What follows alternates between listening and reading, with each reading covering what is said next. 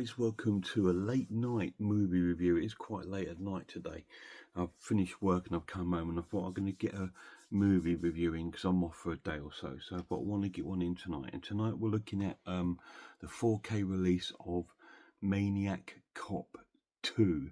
A very random release. I bought this from HorrorCon a few months back, and so I've just got round to watching it. This is released on Blue Underground. It is all regions. It includes a Blu-ray and DVD. Before we get into it, let's have a look at the special features.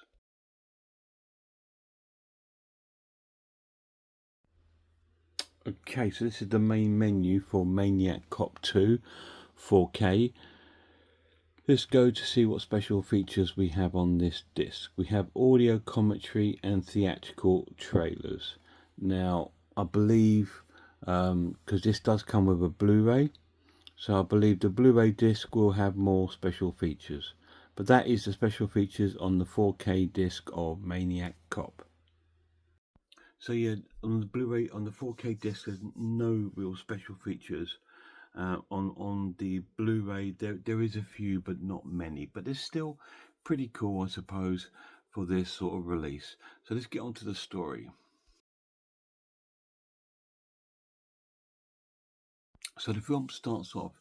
It carries on with Teresa and Jack. Jack played by Bruce Campbell and Teresa played by Lorraine Landon. Now, it begins off where the first one ended, where they're in pursuit of our killer, Matt Cordell, played by Robert Zadar. And there's a big sort of chase going on and all this sort of thing. And then he gets into this car and it sort of ends up into the river. And then we start the new film. And the police don't believe Jack and Terrell, so that they send them to a sort of psychiatrist called Susan, played by Claudia Christian, and she's sort of like analysing them to see if they're fit enough to carry on working. And they still hold up to their story that this Matt Cordell, who's apparently a cop that's died a couple of years earlier. We then get introduced to another detective called Sean McKenney, played by Robert Darry, and he is sort of like investigating these killers, because these kills are starting to happen again, very similar to the previous film. And it's not long before Jack and Teresa, Bruce Campbell and Lorraine Landon are killed, and they're off the film. So now he's a cop killer, and he goes around killing many other people in the film. We meet other characters in the film. We meet Bloom, who befriends him, played by Clarence William. There's Turkel, played by Leo Rossi. Detective Lovejoy, played by Lou Bonacci. And there's loads of other sort of people throughout the sort of film. And the film plays out with Detective McKenney sort of and Susan Riley, the psychiatrist, investigating this, and then they discover that Jack and Teresa weren't lying. And our Cordell, he's a bit of a zombie. They shoot him, whatever it is, he cannot sort of die. Very much similar to sort of like Jason.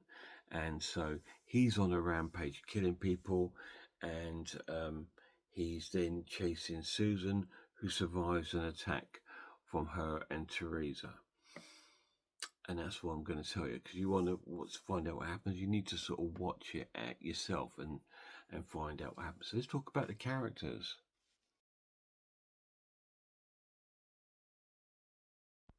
Yeah, it's a shame that obviously Bruce Campbell has got a bit of a smaller part, but it's still great to see them in the film, and it was a great way to connect the two films. Now, Detective Sean McKenney is absolutely fantastic. I've seen him in many films. He plays it out like a gangster cop. He's really, really cool.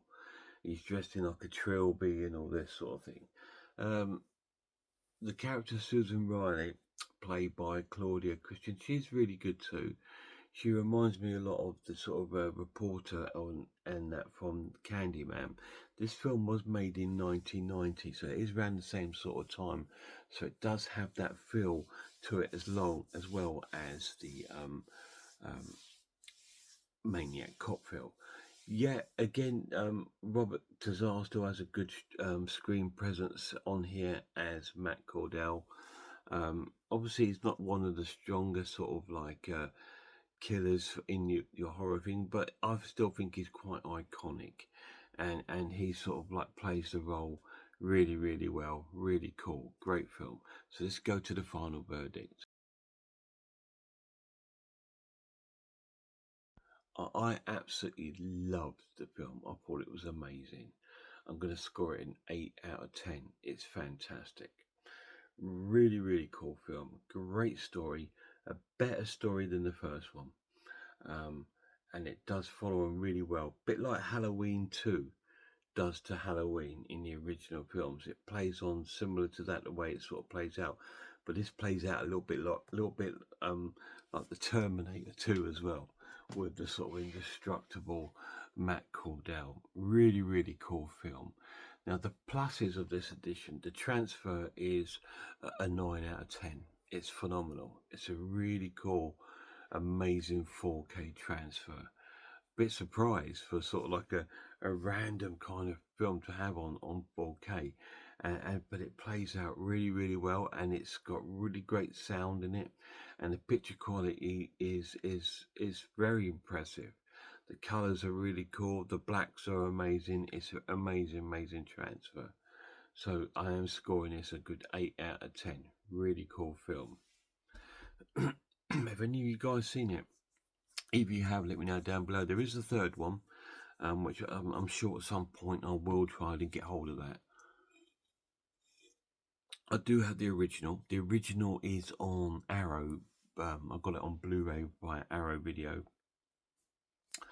which is really, really cool, and it's great to have this one as part of my collection, and it will sit pride in my collection as one of my obscure sort of 4K releases. Really, really cool. Maniac Cop, 8 out of 10. Really cool. Guys, please check out some horror channels for me. Check out Horror Hands, Horror Geek, Man v Film, RS Design, Pizzawell. I'm Ice Lord, Cat watches horror movies, Grumpy Andrew's Haunted House. Till next time, look after yourselves, look after one another, and I really hope I'll see you all soon.